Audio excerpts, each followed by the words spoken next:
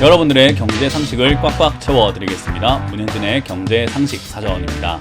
자, 오늘도 많이 쏟아져 나오고 있는 경제 용어들 보면은 알 것 같은데 모르겠고, 모르는 것 같은데 알 것 같고, 찾아보자니 어렵고, 설명을 봐도 무슨 말인지 모르겠다. 여러분들 경제 상식 사전만 보면은 하루하루 좀 똑똑해지는 걸 느끼실 수가 있을 것 같습니다.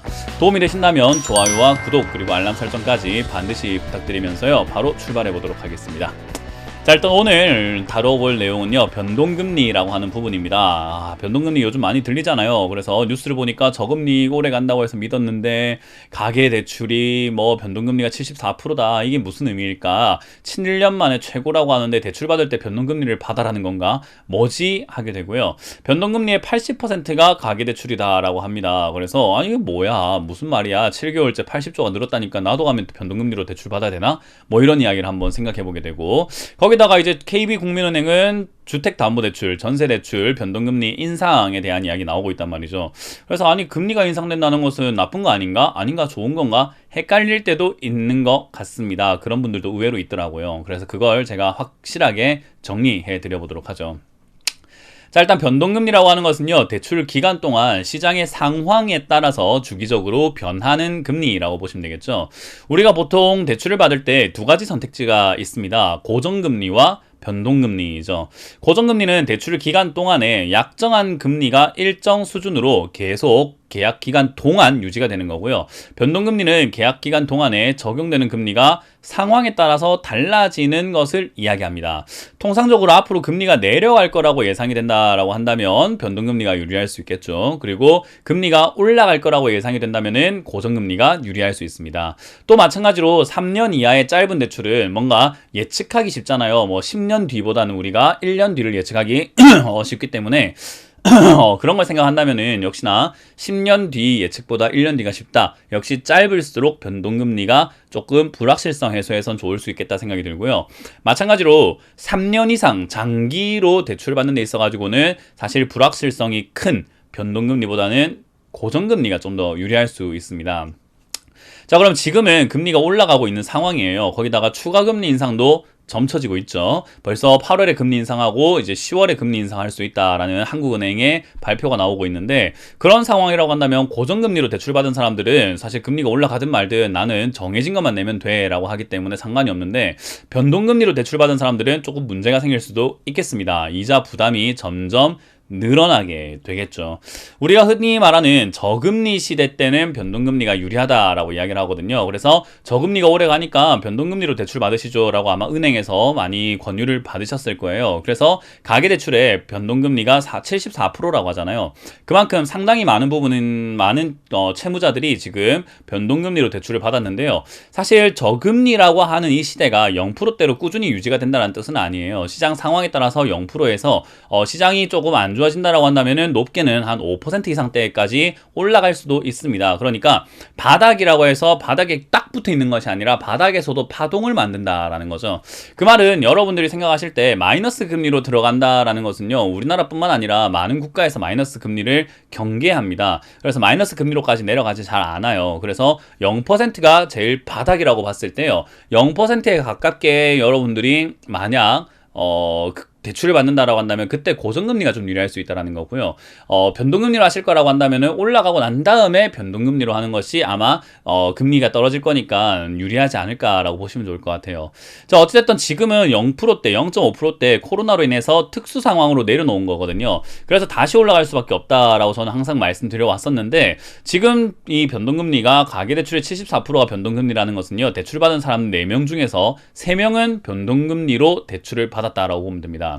그 말은요, 가계대출의 대부분이 주택담보대출이자 또는 전세자금 대출이라는 것을 감안해 볼 때요, 많은 주택 보유자들의 이자 부담이 점점 증가할 수밖에 없는 거죠. 그래서 금리 인상을 하게 되면은 부동산을 잡을 수 있다, 부동산 집값을 조금 잡을 수 있는, 집값을 좀 낮출 수 있는 효과가 있다라고 발표를 하는 거예요. 근데 금리가 조금 올라가면 상관없는데 주기적으로 계속 연속적으로 올라가게 되면 그거는 좀 시장에 부담을 줄 수밖에 없다라고 보시면 되겠습니다.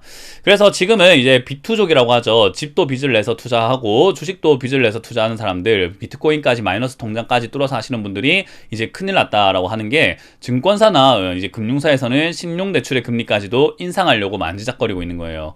그래서 비투가 성행하고 있는 요즘에 증시에 유입된 신용매매 자금이 굉장히 큰데요. 이자가 오르게 되면은 결국 이자 부담이 증가하게 되겠죠. 그만큼 수익이 좀 많이 나야 되는데 수익이 안 나고 물려 있는데 이자만 많이 내게 되면은, 에이 내가 무슨 부귀영화를 누리려고 이렇게 이자까지 내가면서 주식을 하고 있을까, 에이 손해보고라도 팔아야 되겠다 하는 사람들이 등장할지도 모르는 거고요. 더군다나 일정 수준 이하로 빠지게 되면은 반대매매라는 것을 당할 수 있기 때문에, 저는 대출 안 받았는데요, 대출을 하고 전 상관없어요 라고 하고 계시는 시청자분들이라고 하더라도 시장 참여자라고 한다면 알고 있어야 되는 내용이에요. 왜냐하면 나 혼자만 주식하는 게 아니기 때문에 지금 4명 중에 3명이 변동금리로 대출을 받았다라고 보시면 되고요. 지금 가계대출의 총액이 지금 1800조에 가깝게 올라가고 있다는 거죠. 우리나라 한 해 예산이 600조 정도로 지금 책정이 되어 있잖아요. 슈퍼 예산이 650조라고 하지만 600조라고 감안했을 때 3년치 예산 정도가 빚이라고 보시면 되겠습니다. 그만큼 굉장히 빚의 규모가 커요. 그만큼 여러분들이 이게 잘못하면은 시장의 변동성을 더 가중시킬 수 있는 역할을 하지 않을까라고 체크 한번 해보시는 게 좋을 것 같아요. 자, 그럼 변동금리를 우리가 어떻게 바라보는 것이 좋을까라고 했을 때요, 변동금리는 시장의 변동성이 생기게 만드는 요인이 됩니다. 금리 인상 시기에 말이죠. 금리가 올라가게 되면은 이자 내는 사람들의 부담을 느끼게 되고, 지금 벌써 10억짜리 아파트를 사는 데 있어가지고 이자를 얼마 내는가, 원금 플러스 이자 갚는데 한 500만 원 정도 낸다는 이야기가 있습니다. 그 정도라고 한다면 연에 한 6천 정도가 되는 거잖아요. 연 6천을 이자와 원금으로 갚아간다라고 했을 때 맞벌이 부부가 그 정도가 뭐 안정적으로 낼 수 있는 금액이라고 하냐면요, 사실은 조금 허리띠 졸라매고 내는 분들도 생각보다 많이 있겠죠. 근데 거기서 이자 부담이 점점 올라가서 6천에서 6,500, 7천으로 점점 증가하게 된다면은 우리가 써야 하는 금액이 점점 줄어든단 말이에요. 그만큼 소비가 줄 수밖에 없다 생각이 들고요. 소비가 줄어들게 되면은 기업들의 매출 이익, 영업이익에도 영향을 미칠 수밖에 없을 것 같아요. 더군다나 이렇게 못 살겠다라고 하면서 에이 그냥 집 팔아버리자 하는 사람들도 4명 중에 3명이기 때문에 갑자기 유행처럼 번져버릴 수도 있다라는 거예요. 그만큼 상당히 많은 변수를 안고 있는 것이 변동금리라고 보시면 되고요. 금리는 대한민국 채무자라고 한다면 동시에 적용이 됩니다. 어떤 지역이라든지 어떤 특정인에게 이렇게 적용이 되는 게 아니라 대부분 갑자기 이자 부담을 한꺼번에 느낄 수 있다는 거죠. 쉽게 말하면 옆집도 앞집도 뒷집도 앞동도 앞동의 옆집도 뭐 전부 다 아파트 한 채에 있는 모든 사람들이 이자를 부담을 느끼기 시작한다라고 한다면은 그 아파트 한 채 있는 사람들의 매도세가 갑자기 동시다발적으로 나올 수 있습니다. 그런 것들을 우리가 좀 조심해야 될 것 같아요. 그래서 부동산의 경우는요, 매수를 할 때 대출을 받는 경우가 많은데 대출 규제까지 들어가서 대출은 더 이상 안 됩니다 라고 하게 된다면 매수세가 없어지게 되겠죠. 그러니까 팔려고 하는 사람들이 있는데 사려고 하는 사람은 없어요. 팔려고 하는 사람들이 잘 버텨준다면은 그나마 다행인데, 못 버티고 싸게라도 팔아야 되겠다라고 한다면은 결국 조금 아비규환이 일어날 수 있겠죠. 그래서 본인이 매도하기를 원했던 호가보다 더 아래에 매도하는 경우가 나오게 되고, 이는 다시 대부분의 주택구입자 및 주식 매수자에게 적용이 되기 때문에 나는 대출받지 않았어요, 대출하고 상관없고 집도 안 샀어요, 주식도 내 돈으로만 하고 있어요 라고 한다 하더라도 시장 참여자라고 한다면 시장이 빠질 수 있는 그런 리스크가 있다는 것을 알고 있는 게 좀 중요하지 않을까 싶습니다. 어찌됐든 금리 인상 시기에 변동금리 아무 문제 없이 지나간다면 별 문제 아니에요. 그러나 이러한 리스크가 있다는 것은 우리가 모르고 있다면요, 문제가 터졌을 때 깜짝 놀랄 일이 되겠죠. 안전벨트가 딱 그렇거든요. 안전벨트가 있을 때는 되게 불편한데 또 차고 있다 보면은 있는지 없는지도 잘 모를 때가 있어요. 근데 그거 불편하다고 안 차고 있으면 편할지 모르겠습니다만은 사고가 딱 났을 때는 문 밖으로 튀어나갑니다. 유리창 앞으로 확 나가는 거잖아요. 그죠? 근데 벨트를 메고 있다라고 한다면은 딱 의자에 붙어 있기 때문에 오히려 2차 부상들을 조금 막을 수 있지 않나 싶어요. 그래서 사고가 났을 때 얼마나 안전하게 갈 것인가에 대한 문제인데요, 저는 여러분들의 자산은 소중하기 때문에 함부로 못 먹어도 고 형태의 투자보다는 안전하게 지키는 게 좋을 것 같습니다. 그래서 그 변동금리를 제가 이렇게 이야기를 한번 해보고 싶어요. 의문점을 남겨보고 싶거든요. 과연 버틸 수 있을 것인가 라는 질문을 남기고 싶습니다.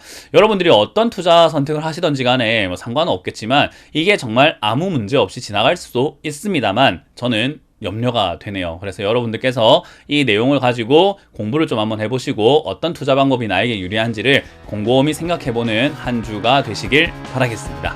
자, 이렇게 오늘 마쳐보도록 하겠습니다. 지금까지 문현진 멘토의 경제 상식 사전이었습니다. 고맙습니다.